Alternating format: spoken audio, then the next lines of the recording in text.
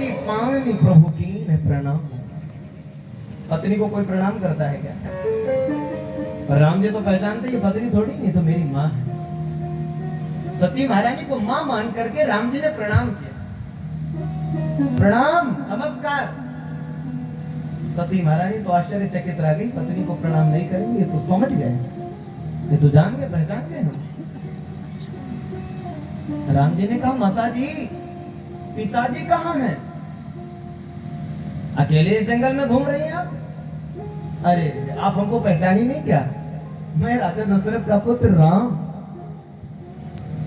लोगों ने कहा, राम जी आप अपना परिचय क्यों दे रहे हैं? राम जी ने कहा, भाई परीक्षा देने के लिए आया हूं, विद्यार्थी हूं मैं इस समय, और परीक्षा लेने वाले हमारे परीक्षक सामने खड़े हैं।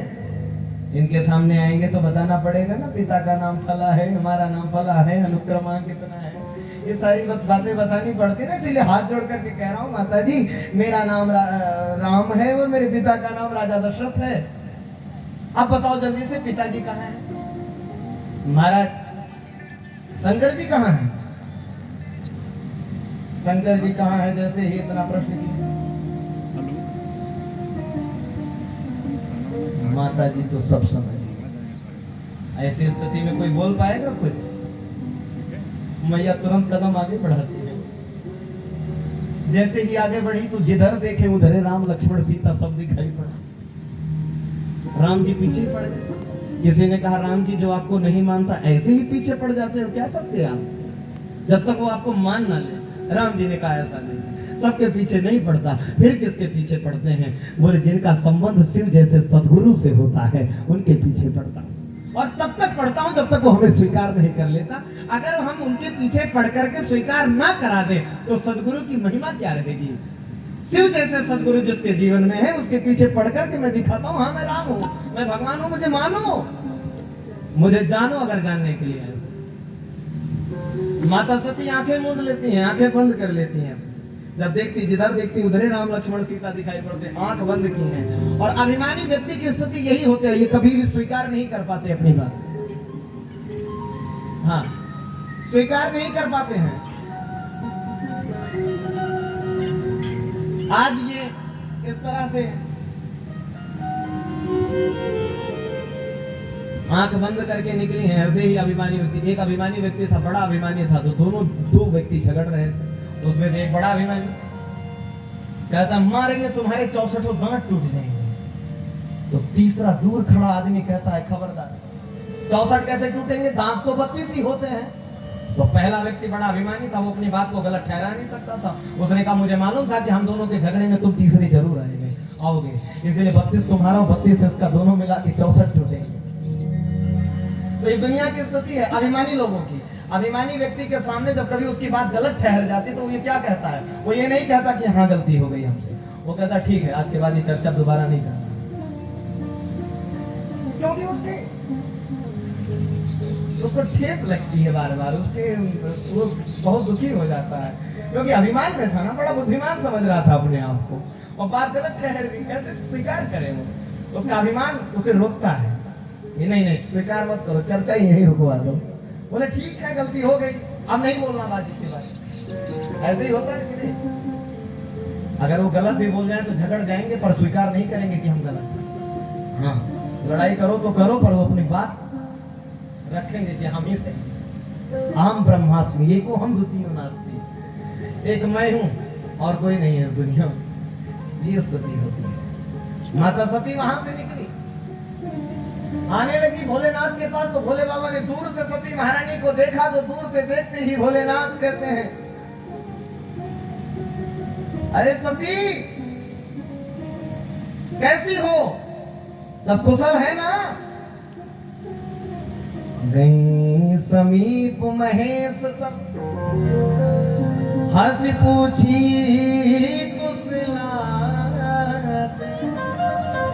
लीन परीक्षा कवना विधि, कहूँ सत्य सब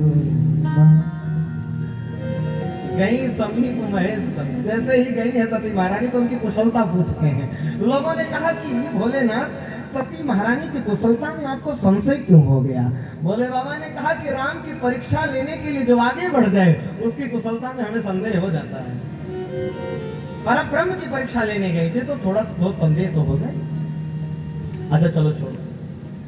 भोले बाबा ने कहा लीन परीक्षा कवन विधि, कहूं सत्य सब बात, सत्य सत्य बोलो कैसे परीक्षा ली।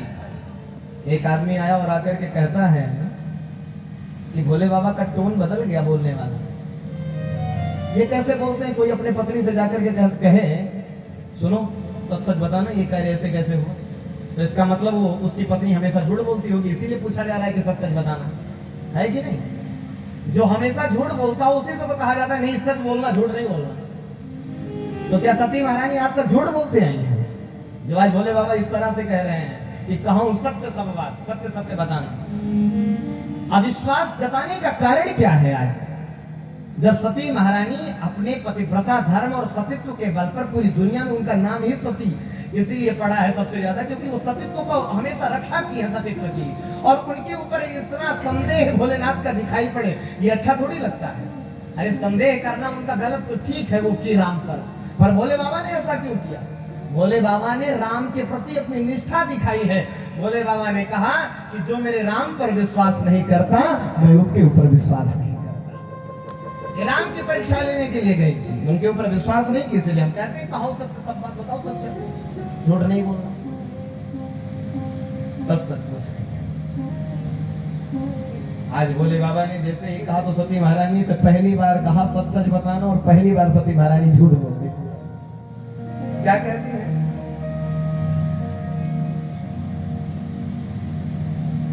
कछुना परीक्षा लीनी गोसाई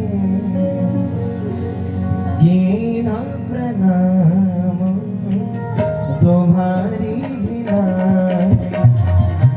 कछुना परीक्षा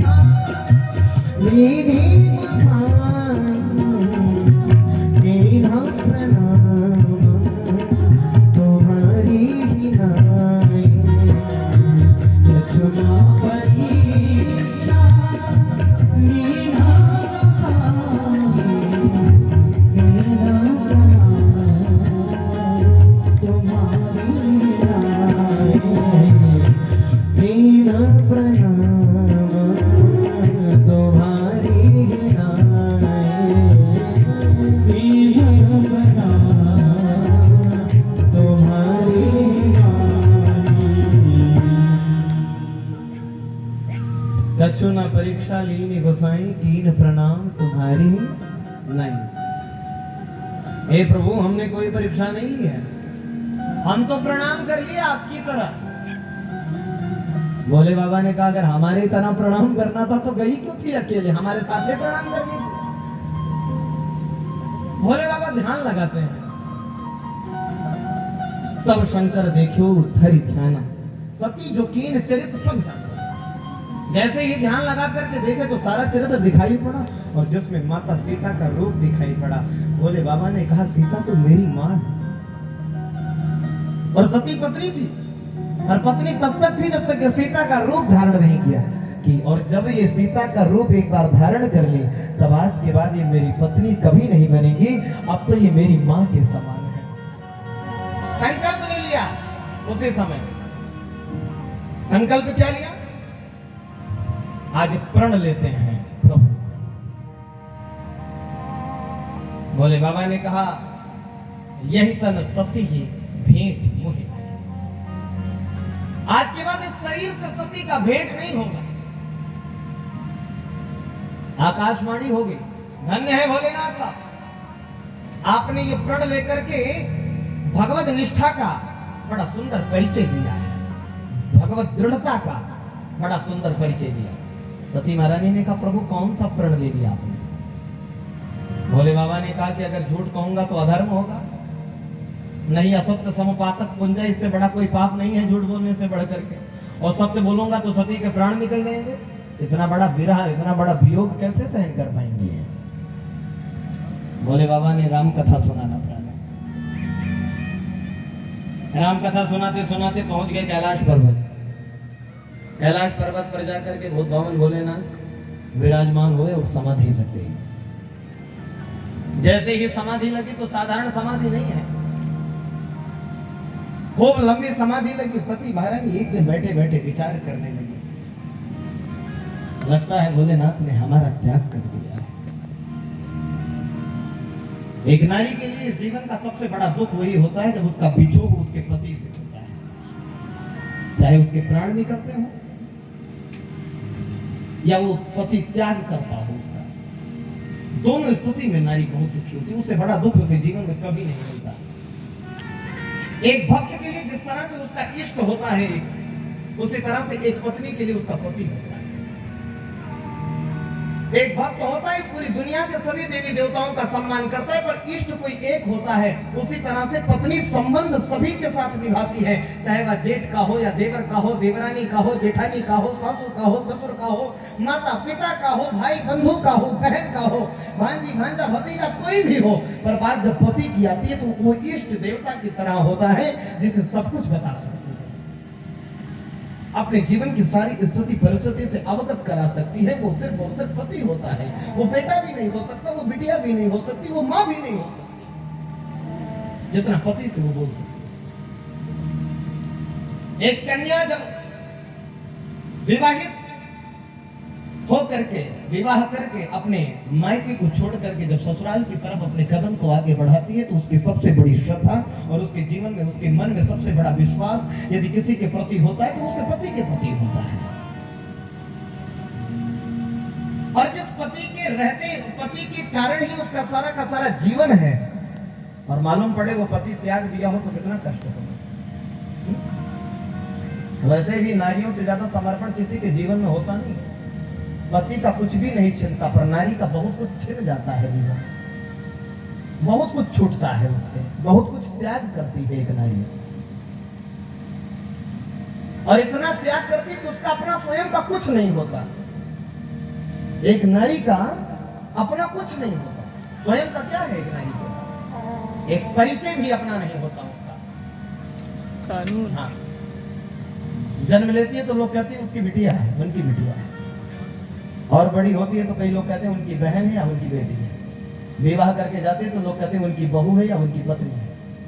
वृद्धावस्था में लोग कहते हैं उनकी माँ है। अपना क्या है एक नारी के जीवन में? आज माता सती की जो स्तुति है, इन्हें जैसे ही लगा कि भोले बाबा ने त्याग कर दिया, माता सती ने कहा, राम अगर ये सच है कि भोलेनाथ ने मेरा त्याग कर दिया तो मेरे प्राण जल्दी निकल जाए, मैं जीना नहीं चाहती।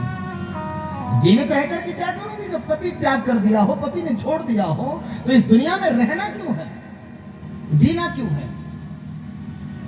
नहीं रहना चाहती, बारंबार निवेदन करती हैं भगवान से मेरे प्राण निकल जाएंगे। भोले बाबा की समाधि खुली और भोलेनाथ की जैसे ही समाधि खुली, सती महारानी दौड़ पड़ती हैं, भोलेनाथ के पास पहुंची हैं। और जैसे ही भोलेनाथ के पास दौड़ करके गई, सती महारानी सोचती थी कि बाएं बगल जल्दी से बैठूं। तुरंत भोलेनाथ एक आसन उठाते और सामने बिठा कर कहते हैं, सती महारानी बैठ जाओ। सन्मुख आसन दिया, सती महारानी ने कहा सब खत्म, अब क्या रहेगा। बाएं भाग में आसन देते अगर पत्नी के रूप में मानते, ये छोड़ चुके हैं मुझे, इसीलिए सामने आसन देना। प्रश्न करना चाहती थी कि आपने प्रण क्या लिया है। भोले बाबा सोचे कुछ पूछ न ले, तो तुरंत चालू हो गए, वर्णत पंथ विविध इतिहासा, तुरंत फिर कथा वर्णन करना प्रारंभ करते हैं, इतिहास की बात बताने लगते हैं, राम कथा सुनाने लगते हैं। और जैसे ही सुनाना प्रारंभ किया, आज सती महारानी ने देखा कई विमान उड़ते हुए जा रहे हैं, देवी देवता जा रहे हैं, खूब गायन कर रहे हैं, गंधर्वगण नाच रहे हैं, गा रहे हैं। सती महारानी का ध्यान पहुंचा, देवताओं से पूछते हैं, देवताओं कहां? देवताओं ने कहा, अरे सती तुम्हें पता नहीं तुम्हारे पिताजी के यहाँ ये हो रहा है, तुम्हें नहीं जाना क्या? ये जितने देवता हैं, जितनी भी देवियां हैं, सबको मालूम है कि भोलेनाथ और दक्ष का इस समय विरोधाभास चल रहा है। और ऐसी स्थिति में ये अपने हवाई विमान को चाहते तो कहीं और से लेकर चले जाते, पर भोलेनाथ के ऊपर से ही क्यों जाना था। ये दुनिया वालों की ये स्थिति है, जब दो लोगों में, दो खास लोगों में जब दुश्मनी होती है, शत्रुता होती है, जैसे रामू श्यामू दो मित्र, आसपास उनका घर है, और अगर उनमें दुश्मनी हो जाती है, उसमें शत्रुता हो जाती है, तो रामू के घर विवाह पड़ेगा तो लोग रामू के यहाँ बाद में जाएंगे, पहले श्यामू के यहाँ जूता चप्पल उतारेंगे, साइकिल मोटरसाइकिल वहीं खड़े करेंगे पहले, और कहेंगे भैया श्यामू चलो। अब श्यामू कैसे कहते कि हमारा आमंत्रण निमंत्रण नहीं है, तो श्यामू कहता नहीं नहीं आप चाहिए। अरे चलो चलो, चलना नहीं है, आपको तो पहले रहना चाहिए, आपको तो स्वागत करना चाहिए वहां पर, आप चल ही नहीं रहे। अरे नहीं नहीं आप चलिए, आप चलिए, हम बाद में आते हैं। अरे ये कौन सी बात है, कोई बात हो गई क्या, कुछ झगड़ा लड़ाई चल रहा है। अरे बाप, जो आप जैसे मित्र का नहीं हो वो हमारा क्या होगा। अगर आप कहेंगे तो हम भी नहीं जाएंगे उनके यहाँ। अब कौन कहेगा कि हमारे यहाँ निमंत्रण न्योता नहीं आया तो उसके यहाँ आप भी ना जाएंगे। अरे नहीं नहीं आप जाएंगे। ये दुनिया वालों की स्थिति है, जब दो लोगों में झगड़ा हो जाए तो उसको बढ़ाने का कार्य दुनिया वाले करते हैं। यही हो रहा है यहाँ, जान रहे हैं जब शिव और दक्ष की ये स्थिति है तो क्यों जाना था, पर गए। और गए भी तो ऐसे नहीं गए कि शांति से निकल जाए, बोले गंधर्व गणों को लेकर नाचते गाते जा रहे हैं, मृदंग बजाते जा रहे हैं, डंका बजाते। सती महारानी ने कहा कि पिताजी के यहाँ ये हो रहा है, ये बात तो मुझे पता ही नहीं। दौड़ी दौड़ी आई भोलेनाथ के पास और आकर के कहती है, भोलेनाथ पिताजी के यहाँ ये हो रहा है, चलते हैं। भोले बाबा ने कहा कैसे चले, आया है क्या आमंत्रण निमंत्रण की, चल। बोले नहीं, कोई कार्ड पहुंचा, पत्रिका नहीं, तो कैसे चलेंगे, आमंत्रण निमंत्रण आएगा तब तो चलेंगे, ऐसे थोड़ी चल सकते हैं। बिना आमंत्रण निमंत्रण के हम नहीं जा सकते। सती महारानी ने कहा तो बिना आमंत्रण निमंत्रण के पिता के यहाँ भी नहीं जाना चाहिए। बोले नहीं, जाना तो चाहिए। कहाँ कहाँ जा सकते हैं बिना आमंत्रण निमंत्रण के, कुछ स्थान ऐसे होते हैं जहाँ से निमंत्रण आवे ना आवे, पर आप वहां पर जा सकते हैं। कहाँ कहाँ जा सकते हैं,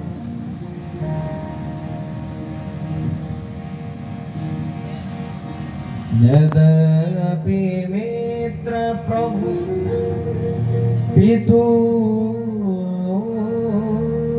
गुरु गेहा,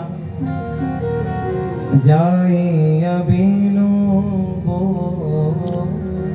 लेहु न सदेहा, तदपि विरोध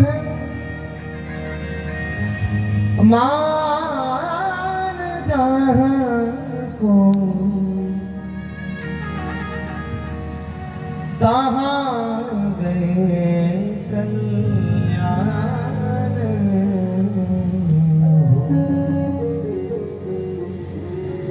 यद्यपि मित्र प्रभु पितु गुरु गेहा, मित्र के यहाँ, पिता के यहाँ, गुरु के यहाँ, स्वामी के यहाँ बिना आमंत्रण निमंत्रण के, बिना भुलवा पर भी जा सकते हैं। पर अगर आपका कोई विरोध करने वाला वहां पर रहता है तो तहां गए कल्याण ना हो।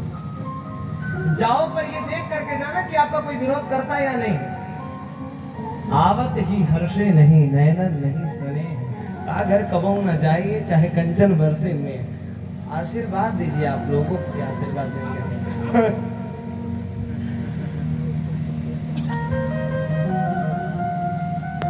विरोधाभास जहां हो ऐसे स्थान पर बिना आमंत्रण निमंत्रण के जाने पर कल्याण नहीं होने वाला। सती महारानी ने कहा कि पिता के यहाँ हमारे कौन विरोध करने वाला है, बोले आपके पिताजी ही विरोध कर रहे हैं। ये तब की बात है जब उन्हें प्रजापति घोषित किया गया, एक समारोह, स्वागत समारोह रखा गया। आपके पिताजी सभा में पधारे, सब खड़े हुए, ब्रह्मा विष्णु महेश में तीनों लोग खड़े नहीं हो पाए। तो जब कोई नया नया पदाधिकारी होता है तो ये देखता है कि हमारे गांव का कौन कौन हमारे लिए खड़ा हो।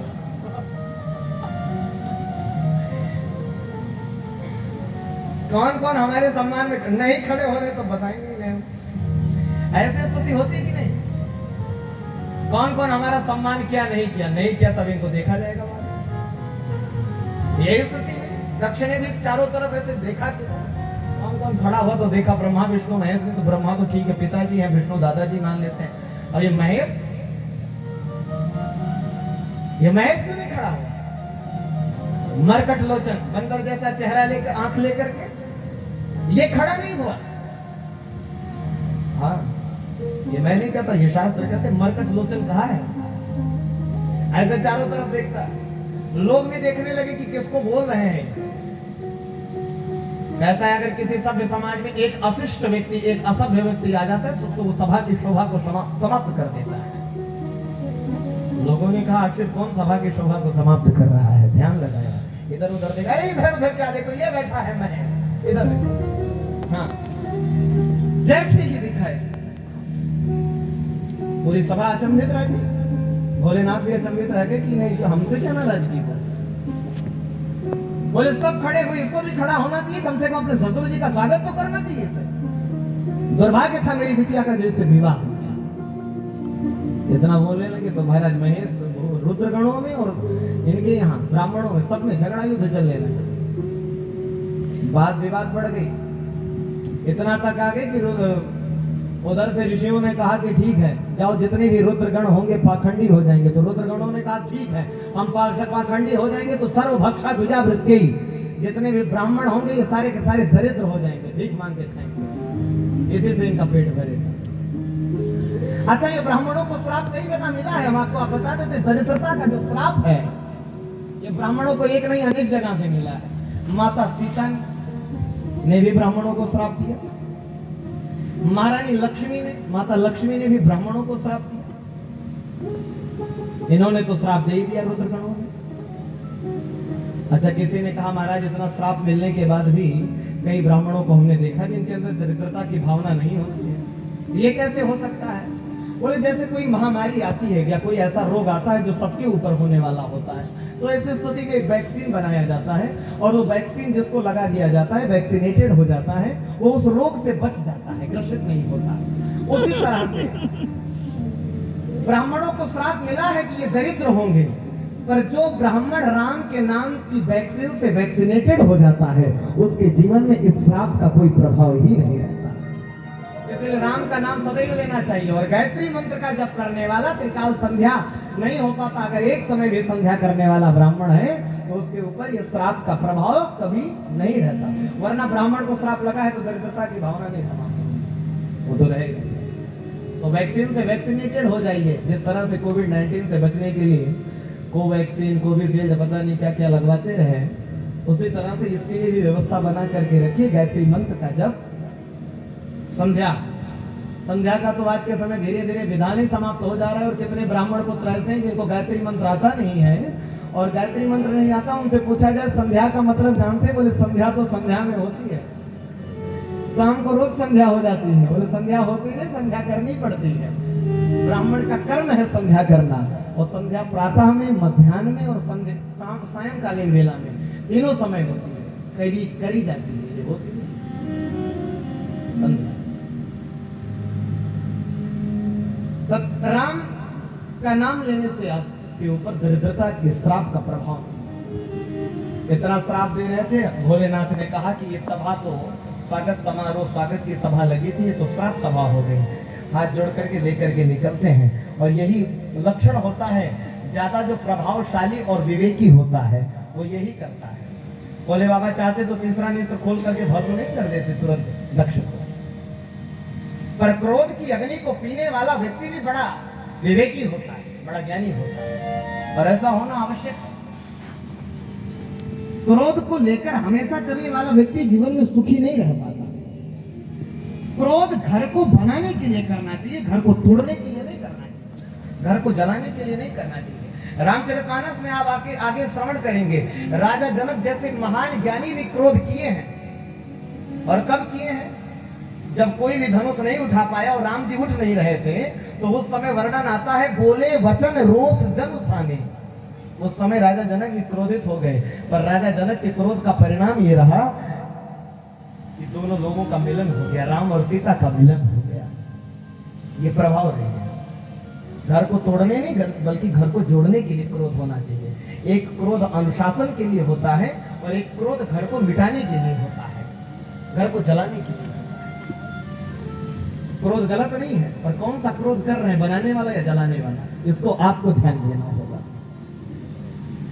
दक्ष ने आज क्रोध किया, भोले बाबा वहां से निकल गए, फिर भी शांति से निकल गए, सती महारानी से शिकायत नहीं किए।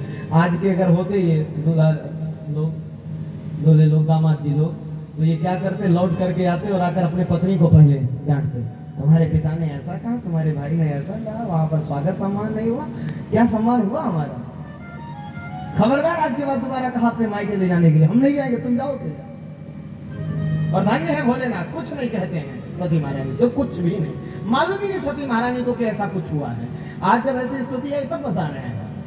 सती महारानी ने कहा तब तो बिल्कुल जाना पड़ेगा, आपके विवाद को संवाद के रूप में स्थापित करने के लिए, ये विवाद को समाप्त करने के लिए जाना पड़ेगा।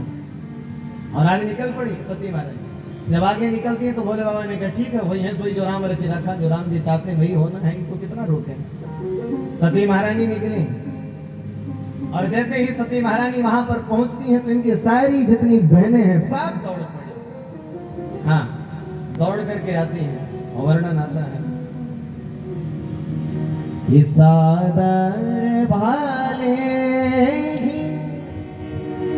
मिली एक माता, भगिनी मिले बहुत मुस्काता, सादर भाले मिली एक माता, भगिनी मिले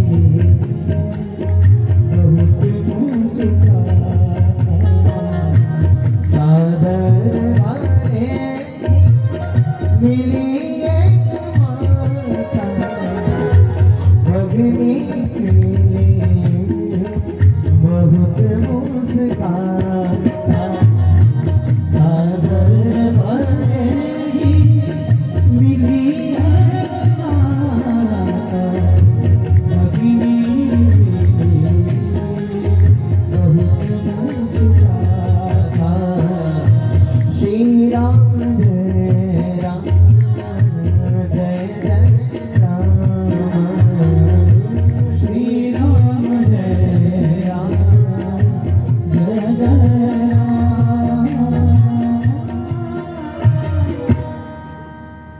सादर भले ही मिली एक माता, भगिनी मिली बहुत मुस्काता।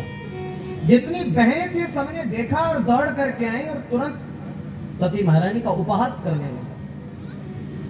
हाँ, व्यंग्य। अरे बहन सती, तू यहाँ कैसे कैसे आना हुआ? अच्छा, हमने तो सुना पिताजी ने निमंत्रण आमंत्रण दिया है, मुझे लगा तो नहीं आएगी। पति का अपमान हुआ, तेरे पति का अपमान हुआ, इसके बाद भी तू आ गई ना। मेरे पति का अपमान होता मैं नहीं आती, और मेरे यहाँ निमंत्रण जाता नहीं जाता तो नहीं आती। भले ही पिता क्यों ना हो, पति का अपमान हुआ कैसे आ जाती? ठीक है, चलो चलिए आई, कम से कम इसी बहाने मिल। हमें तो लगा था जीवन में कभी मुलाकात ही नहीं हुई। एक कहती है अरे बहन सती, वैसे तो पिताजी ने कहा है कि शिव के किसी संबंधी से मिलना जुलना नहीं है, पर ठीक है तू भी बहन ही तो है नहीं, कोई बात नहीं, इतना अपमान हुआ हुआ, फिर भी तू आई यहाँ पर। अच्छा, इसी बहाने मिल गई। एक दौड़ी दौड़ी आई, अरे बहन तेरे पति ने अभी भी कुछ घर वर बनाया कि अभी भी वैसे ही शमशान घाट पर पड़े रहते हैं? एक आती है कहती अरे दिगंबर है तुम्हारे पति, तो कुछ पहनते ही नहीं, अभी कपड़ा वपड़ा पहनने लगे कि नहीं वैसे ही चलते रहते हैं। एक आई, जीवन में बड़ा दुख तेरे मिल रहा है, पति मिला तो ऐसा पति मिला जो कि जटिल अकाउंट, नगन मंगल वेश वाला। इधर पिता ने छोड़ दिया, माँ के पक्ष में कुछ तुझे कोई मानने वाला नहीं, फिर भी तू आ गई, संबंध को स्थापित करने के लिए दोबारा आई, पुनर्स्थापना के लिए आई हो ना। ठीक है, देखा जाएगा, हो सकता है पिताजी से क्षमा मांग, गिड़गिड़ा तुम मान जाए। आज सती महारानी को सब समझ में आ रहा है कि ये क्या कर रही है, और शांत है सती। किसी के शांति को, किसी के शांत रहने को आप उसकी नासमझी मत समझिए। शांत व्यक्ति और समझदार होता है। समझदार व्यक्ति ही विपरीत परिस्थितियों में मौन हो जाता है। जो समझदार होता है उसकी परिस्थिति विपरीत होती है तो मौन होता है। चाहे सामने कहीं कोई भी परिस्थिति क्यों ना हो, उसको स्वीकार करना पड़ता है। स्वीकार करना चाहिए हंस करके, मौन होकर के। यही स्थिति माता सती की है। पर दुनिया वाले किसी तरह से करें। एक माँ का संबंध ऐसा है जो कभी भी त्याग नहीं सकता, और वो माँ बहुत अभागिन होगी जो अपने संतान को उसकी परिस्थिति, उसकी अनुकूलता और प्रतिकूलता देख करके उससे संबंध की स्थापना करे, उसे अपनी बिटिया या बेटा माने। वो अभागन हो सकती है, उससे बड़ा अभागन कोई नहीं होगा, क्योंकि माँ के लिए उसका संतान कलेजे का टुकड़ा है।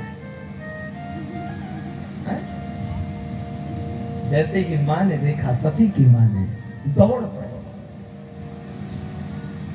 भले ही तुम्हारे पिता ने कहा है कि शिव के संबंधी से नहीं मिलना है, पर शिव से तुम्हारा बाद में संबंध हुआ है। पहले तो मेरी बिटिया है, और दुनिया वाले बोले तो बोले, पति नाराज हो तो हो, अगर मैं एक स्थान पर पत्नी हूं तो दूसरे स्थान पर माँ हूं। बेटी को कैसे छोड़ सकती है? दौड़ करके गले लगाती है अपने, और अपने हृदय से लगा करके कहती है, बिटिया मेरे जीवन की अंतिम इच्छा थी, अगर तुझसे मिल ना पाई, अगर तुझे एक बार गले से लगा ना पाई तो मेरा तो जीवन ही बेकार रहा। जो स्थिति परिस्थिति तुम्हारे पिता ने बनाई है, मैं तुझसे कैसे मिलूं? क्षमा करना बेटी, इसमें मेरा कोई अपराध नहीं है, ये मां का कर्तव्य है। जब आपका बेटा पूरी दुनिया में हार गए, तब आप एक मां ही होती है जो कहती है, बेटा हार मत, मैं तेरे साथ हूं।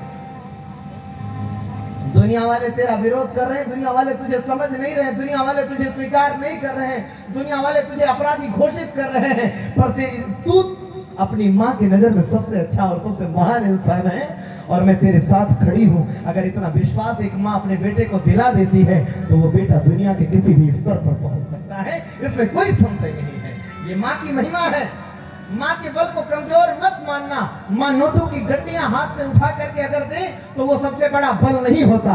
माँ कलेजे से लगा करके अगर आंचल में छिपा करके एक बार आशीर्वाद दे देती है, पीठ ठोक देती है, तो इसी से आपका सारा बिगड़ा काम बन जाता है। ये माँ की महिमा है, और इससे बड़ी महिमा कोई नहीं होती। आंचल की बात में जब करता हूं तो थोड़ा सा संशय में आ जाता है, कहीं मैंने कुछ गलत तो नहीं बोल दिया, क्योंकि आज के नए जमाने की माताएं तो आंचल से दूर होती जा रही हैं।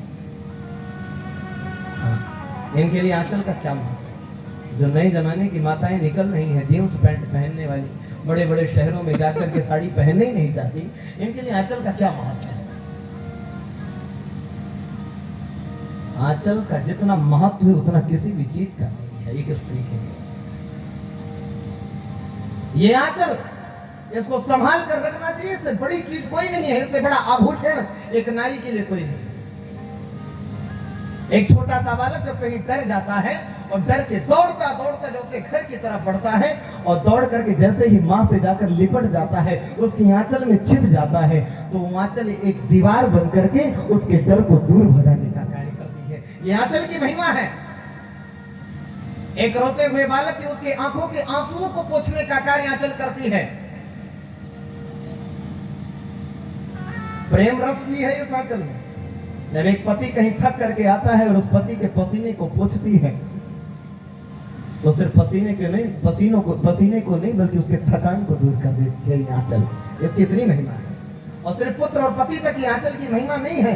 जब घर का कोई बुजुर्ग, जब घर का ससुर अचानक से कहीं विवाहित नवयुवती के सामने पहुंचता है, नई बहू के सामने पहुंचता है, और वो बहू इसी आंचल को उठाकर जब अपने मस्तक पर रखती है, घूंघट बना करके रखती है, तो उसी दिन अपने संस्कार और अपने मर्यादा का परिचय ये आंचल कराती है। ये आंचल कितनी महिमा है।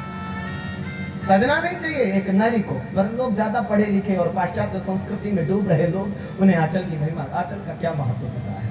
शहरों में चले जाइए, 4-4 बच्चों की माताएं और जींस पैंट पहन करके घूम रही हैं। ये आंचल का महत्व ना स्वयं जानेंगी, ना अपनी बिटिया को कभी अपनी बहू को बता पाएंगे, जीवन में कभी नहीं समझा सकते। इसको संभाल करके रखना चाहिए। बहुत कुछ छिपा हुआ है इस आंचल में। ये पश्चिमी देश की जो आई हुई सभ्यता है, पश्चिम की जो शिक्षा है, ये आंचल को क्या, ये सब कुछ लेकर समाप्त करता जा रहा है आए दिन। हाँ, सती चरित्र से हम लोग बहुत कुछ सीखते हैं। आज माँ ने स्वागत किया, माँ ने सम्मान किया। तो सती महारानी जब आगे बढ़ी, उनके पिता सामने आए तो पिताजी तो देखते ही नहीं है, पर माँ की इतनी महिमा है। सती महारानी आगे बढ़ी, पिता नहीं देखा, फिर भी कोई बात नहीं, पिताजी नाराज हैं। यज्ञ मंडप में गई है सती महारानी, और जैसे ही यज्ञ मंडप में पहुंचती हैं, यज्ञशाला में पहुंचती हैं, वहां पर जैसे ही पहुंची, वहां पर देखा सारे देवी देवताओं को आसन मिला, पर शिव को आसन नहीं दिया गया। पति देव को आसन ना मिलने पर बड़ा कष्ट हुआ, बड़ा दुख हुआ। और इतना देखते ही आप सती महारानी ने कहा, खबरदार भोलेनाथ, तुमने बहुत बड़ा अपराध किया।